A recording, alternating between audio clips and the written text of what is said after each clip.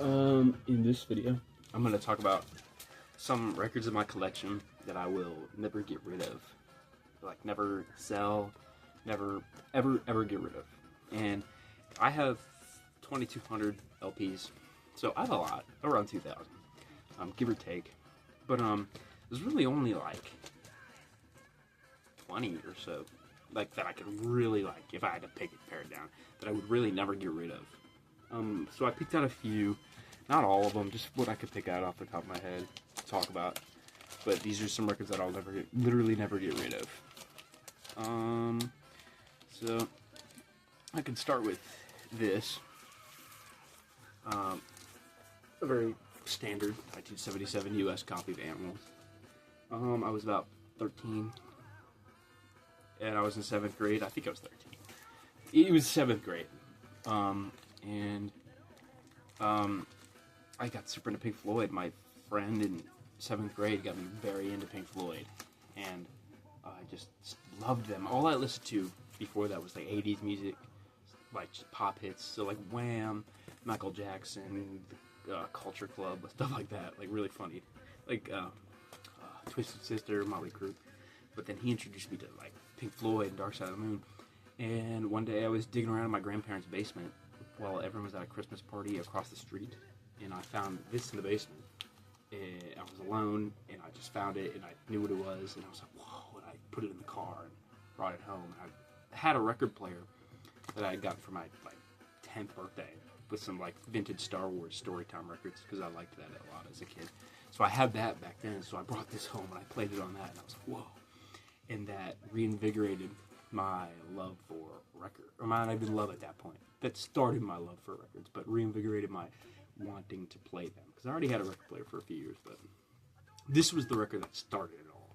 This copy, and I will never get rid of this. Ever, ever, ever. I've had other copies of Animals in the past, but this, I will never get rid of this copy.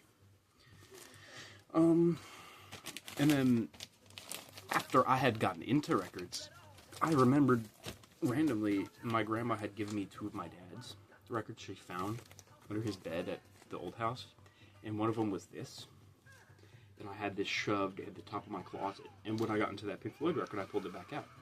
This is a first 1992 press, I believe, 93 press, sorry, of Versus by Pearl Jam. This was my father's, but I had it shoved in a closet. I know exactly where it was up in my closet, and then I remember I got into Animals, the Pink Floyd record, and I was just like, whoa, I'm gonna collect all these records now. So I took this out, and I kept it. And this is awesome, and I won't ever get rid of it. It's a first press. I mean, like, I have no reason to get rid of it. I think it's really cool. Okay. So I go back in to my grandparents' basement a second time to dig a bit more. And in a video by another YouTuber named Vinyl Rewind, his review of Dark Side of the Moon, from years and years, like, almost probably over a decade ago. His review of that, in the very background, had a copy of this record. And I recognized it. I was like, my grandparents had that. So I went back in my grandparents' basement and pulled this out and went home and spun it, and I fell in love with it. I was probably 14, 15 years old when I first heard this. It was my first exposure to soul, Motown, like any of that sort of stuff. And this record specifically did it. The song For Once in My Life, Shooby Dooby Doo Ba Day. His cover of Sunny on here is awesome. Yeah, this is a great record. God Bless the Child is so awesome. But this was in their basement. I'll never get rid of it. It's a beat up, crappy copy, $10 record. I love it so much. Ooh, can't pry that out of my hands. So after I was pretty into records, my grandparents started taking me to local record shops. And this was around 2019 at this point. And I remember specifically, this record store, it's a chain where I'm at, had this sealed. This is the 2009 reissue, sealed for $12. And it's just crazy to think about how the inflation of vinyl comes. Oh my God, you can't get this for $25 probably. It's probably what it is at the same store, same chain.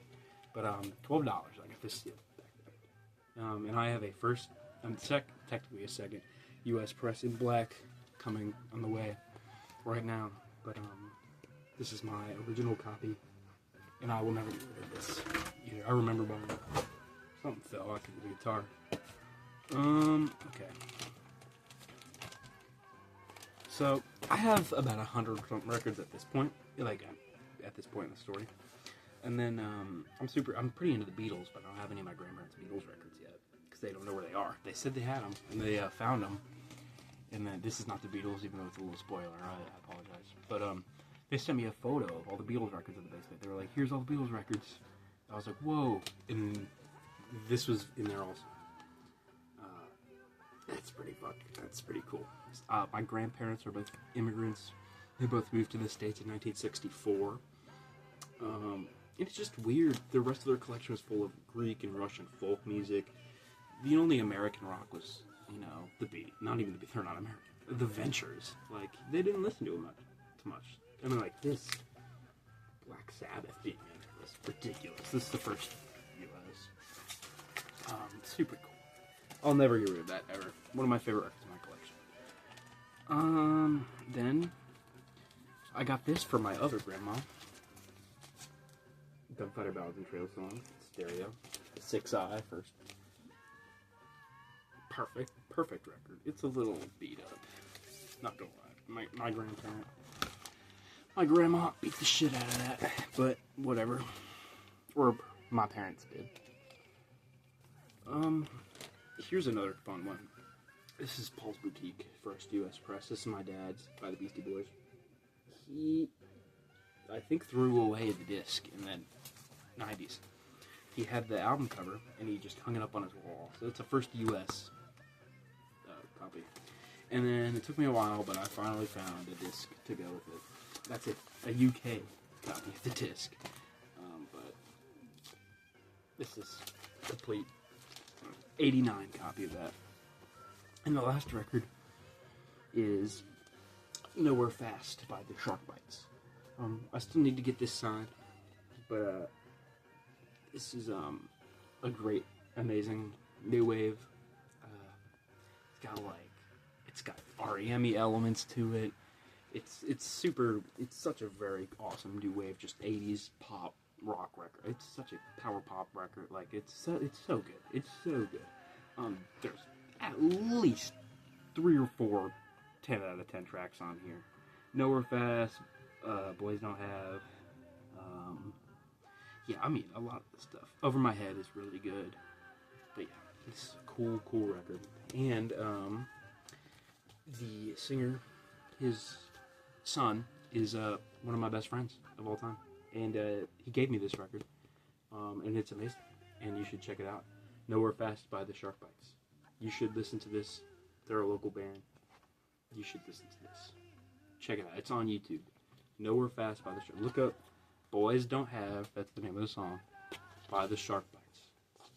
If Boys Don't Have by the Shark Bites on YouTube, please give it your time. It's a great song. Alright. That's all I have to talk about. This is when I'm spinning, if I didn't already say it. But, thanks for listening. Have a good one.